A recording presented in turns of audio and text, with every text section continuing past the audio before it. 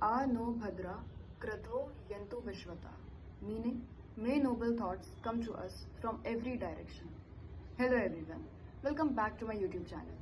आज के इस वीडियो में हम एक ऐसे देश के बारे में बात करेंगे जिसने कभी अपने आप को एक्सपैंड करने के लिए कोई तलवार नहीं उठाई, कोई शस्त्र नहीं उठाया। इस देश ने पूरी ह्यूमैनिटी को बदल दिया, पूरी दुनिया को बदल दिया अपने विजडम, ज्ञान और नॉलेज के थ्रू। एक ऐसा देश जहाँ से जीरो निकला, जहाँ से आयुर्वेद निकला, जहाँ से योगा निकला। एक ऐसा देश जहाँ यूनिवर्सिटीज उस समय बनी थी जब दुनिया के कई हिस्सों में एजुकेशन का कॉन्सेप्ट तक डेवलप नहीं हुआ था। ये देश है हमारा प्यारा भारत। तो आज के इस वीडियो में हम भारत की कॉन्ट्रीब्यूशंस जानेंगे जिसने पूरी ह्यूमैनिटी को बदल दिया और एक नया पर्सपेक्टिव दिया अपनी जीवन को देखने के लिए। तो चलिए शुरू करते हैं। और हाँ, at the end of the video I will give you a very surprising fact. I think probably many of you have never heard of it. So let's get started.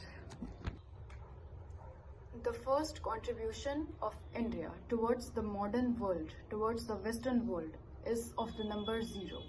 The number 0, the number that changed literally everything. सोचिए, हम mobile चलाते हैं, computers exist करते हैं, banking हो रही है दिन प्रतिदिन, डेली नए नए तरह की आर्टिफिशियल इंटेलिजेंस बन रहे हैं। तो ये सारे सिस्टम का जो बेस है वो एक नंबर, एक 0 नंबर पे टिका हुआ है। जो 0 नंबर है वो इन सब चीज़ों की नींव है, बेस है। एंशियंट मैथमेटिशियंस ने सिर्फ इस 0 नंबर को इन्वेंट ही नहीं किया था, बल्कि उसका मैथमेटिकल यूज भी दुनिया को दिया था।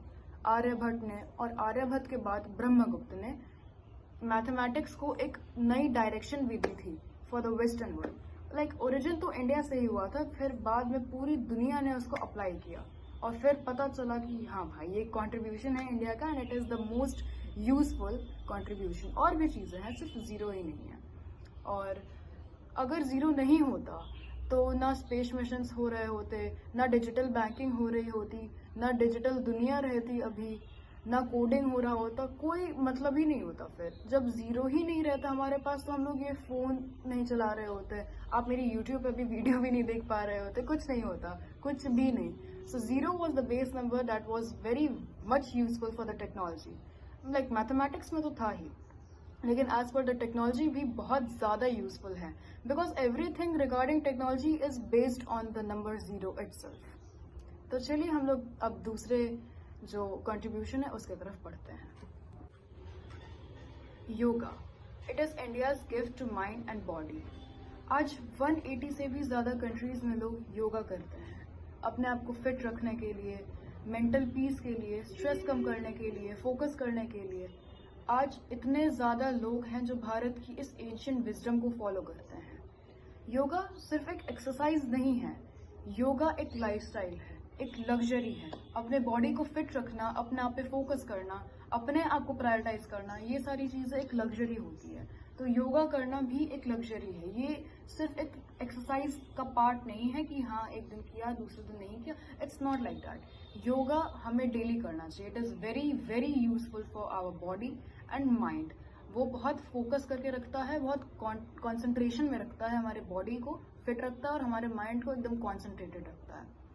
महर्षि पतंजलि जो थे उन्होंने साइंटिफिक वे में एक्सप्लेन भी किया योगा को, इसीलिए हम हर साल 21 जून को इंटरनेशनल डे ऑफ योगा मनाते हैं।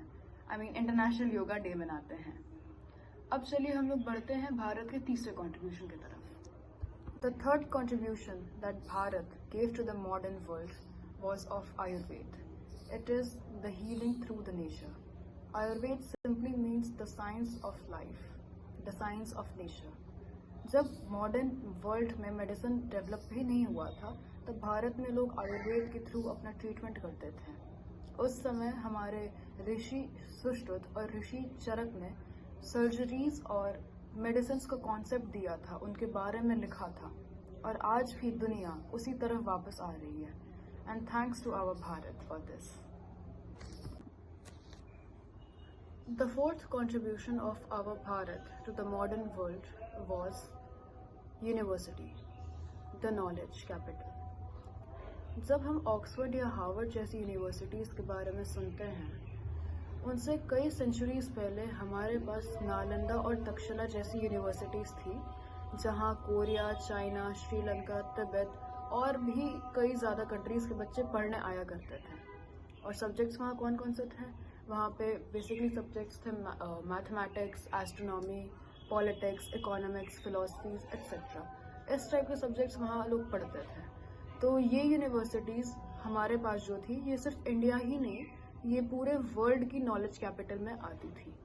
Until and unless the fifth contribution was of chess, the royal game. क्या आप जानते हैं चेस का भी ओरिजिन भारत में ही हुआ था? चेस का ओरिजिनल नाम चतुरंगा था। ये गेम आपके अंदर लीडरशिप स्किल्स, प्लानिंग और स्ट्रैटेजी जैसी स्किल्स को डेवलप करता था। आज चेस चैंपियंस होते हैं, वर्ल्ड चेस चैंपियनशिप्स जो होती हैं, उसकी रूट्स भी भारत में ही मिली हुई हैं। The sixth contribution that the Bharat gave is of spiritual philosophy.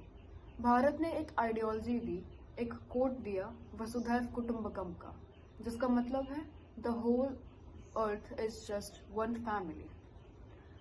Bharat का जो आइडेंटिफिकेशन है वो वैल्यूज जैसे पेशेंस, कंपैशन मतलब दया, करुणा, धैर्य, भक्ति, इन्हीं सब भावनाओं पर टिका हुआ है। और इसी वजह से भारत में अलग अलग कल्चर्स के लोग और रिलीजन्स एक साथ रहते हैं और फलते फूलते रहे आए हैं शुरू से। Seventh contribution is of modern India. जिन्हें ये लगता है कि जो एंशिएंट भारत है सिर्फ वही कंट्रीब्यूट किया है वर्ल्ड के लिए, तो वो बिल्कुल गलत है।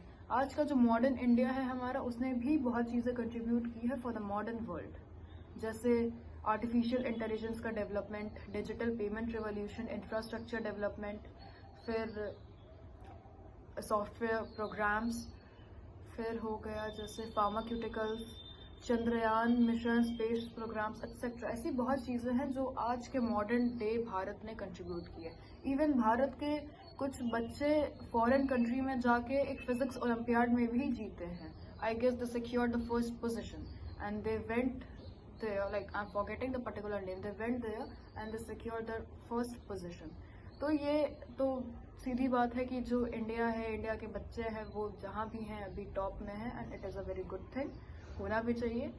और हमें देशभक्ति की भावना हमारे अंदर बिल्कुल होनी ही चाहिए, क्योंकि अगर आपके अंदर देशभक्ति की भावना नहीं होगी तो आप अपने जो मतलब आप जिस कंट्री को सपोर्ट नहीं करते हो, जिस कंट्री के खिलाफ भारत है, आप उसके तरह तो होगे नहीं। अब मतलब सपोर्ट करना तो बहुत ज़रूरी है, देशभक्ति की भावना तो बहुत ज़रूरी है, because people of the nation make the nation great.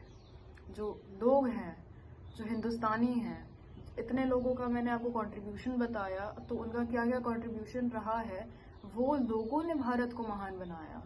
Chanakya है, चाणक्य नीति उन्होंने दी पॉलिटिकल एडमिनिस्ट्रेशन के लिए, उन्होंने भारत को महान बनाया। और भी ऐसे लोग हैं, चाणक्य है, हमारे मतलब कालिदास हैं, आर्यभट्ट है, वराहमिहिर है, बहुत सारे ऐसे ऋषि मुनि हैं, बहुत सारे ऐसे साधु संत हैं जिनका मतलब बहुत एग्जाम्पल है। लाइक आप किसी एक पर्टिकुलर इंसान के ऊपर डिपेंडेंट नहीं हो कि बस इन्होंने ही कॉन्ट्रीब्यूट किया, ऐसा नहीं है। इतने लोगों ने कंट्रीब्यूट किया है, बहुत लोगों ने कंट्रीब्यूट किया है। We are not limited to one, we are beyond everything. जय हिंद, जय भवानी। सो अब बात आती है एक सरप्राइजिंग फैक्ट की। आ नो भद्रा कृतो यंतु विश्वता, meaning may noble thoughts come to us from every direction. Hello everyone, welcome back to my YouTube channel. आज के इस वीडियो में हम एक ऐसे देश के बारे में बात करेंगे जिसने कभी अपने आप को एक्सपैंड करने के लिए कोई तलवार नहीं उठाई, कोई शस्त्र नहीं उठाया। इस देश ने पूरी ह्यूमैनिटी को बदल दिया, पूरी दुनिया को बदल दिया अपने विजडम, ज्ञान और नॉलेज के थ्रू। एक ऐसा देश जहाँ से जीरो निकला, जहाँ से आयुर्वेद निकला, जहाँ से योगा निकला। एक ऐसा देश जहाँ यूनिवर्सिटीज़ उस समय बनी थी जब दुनिया के कई हिस्सों में एजुकेशन का कॉन्सेप्ट तक डेवलप नहीं हुआ था। ये देश है हमारा प्यारा भारत। तो आज के इस वीडियो में हम भारत की कॉन्ट्रीब्यूशंस जानेंगे जिसने पूरी ह्यूमैनिटी को बदल दिया और एक नया पर्सपेक्टिव दिया अपनी जीवन को देखने के लिए। तो चलिए शुरू करते हैं। और हाँ, at the end of the video I will give you a very surprising fact. I think probably many of you have never heard of it. So let's get started.